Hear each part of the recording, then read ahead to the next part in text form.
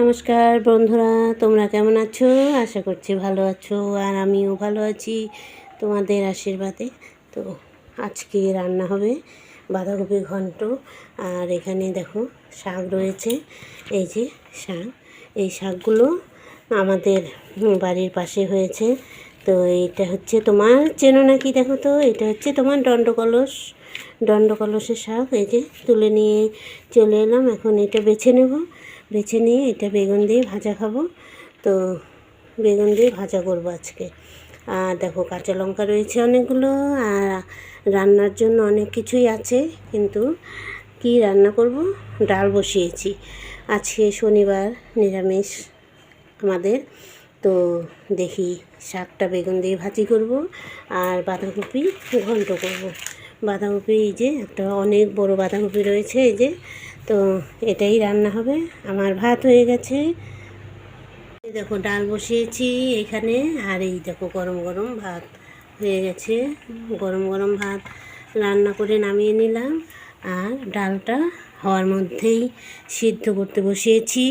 তো এখন এই শাক সবজি যা আছে সব কেটে নিচ্ছি, তারপর আস্তে আস্তে করে রান্না করব। আর এই শাকটা বেগুন দিয়ে ভাজা খাবো। আর এটা হচ্ছে তোমার ঔষধি শাক, এটা দণ্ডকলস শাক। তোমাদের ওখানে আছে কি না, তোমরা জানো কি না জানি না।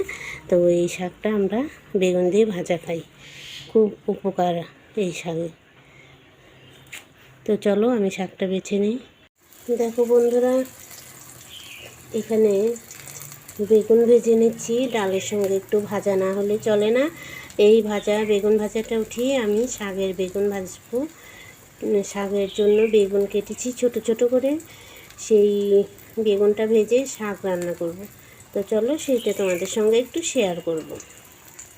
দেখো শাকের জন্য একদম ছোট ছোট করে কেটে নেওয়া হয়েছে বেগুন। আর এই সঙ্গে একটু লবণ দিয়ে দিলাম, আর একটু হলুদ গুঁড়ো দিয়ে দেবো। এই যে হলুদ গুঁড়ো দিয়ে দিলাম। এইটা একটু শাকটা ভাপিয়ে নামিয়ে নেওয়া হয়েছে। এখন এই বেগুনটা ভেজে এর মধ্যে এই ভাপানো শাকটা দিয়ে দেবো। দুটো কাঁচা লঙ্কা দেবো, বেগুন ভাজতেই দুটো কাঁচা লঙ্কা দিয়ে দেবো এর মধ্যে। এই দেখো দুটো কাঁচা লঙ্কা দিয়ে দিলাম। এখন বেগুনটা ভেজে নেব। বেগুন ভাজতে তেল দিলেই তেল থাকে না, পরে আবার তেলটা বেরিয়ে আসে, কিন্তু আগে তেলটা চুষে নিয়ে নেয়। তো বেগুনটা ভেজে নামিয়ে নেবো, কি এর মধ্যেই শাকটা দিয়ে দেবো। দেখো বেগুন ভাজা হয়ে গেছে।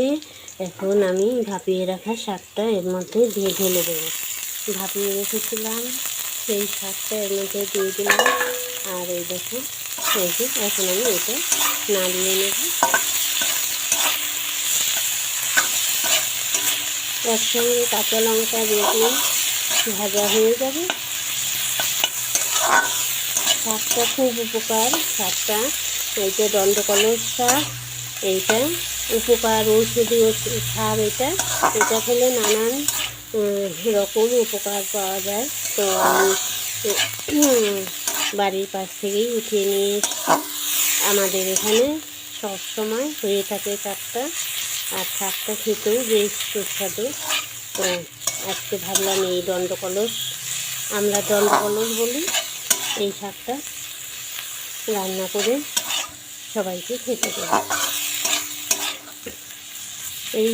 এই শাকটা অনেকে বেটে তারপর ছোট ছোট গুলি করে শুকিয়ে রেখে দেয়, সকালবেলা খালি পেটেও খেয়ে থাকে। তো শাকটা খুব ভালো খেতে শাক, আর যে কোনো শাকই মানে উপকার।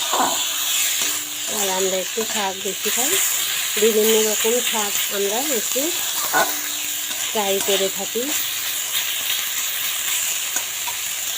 শাকটা ভাজা হয়ে গেছে, নামিয়ে নেব।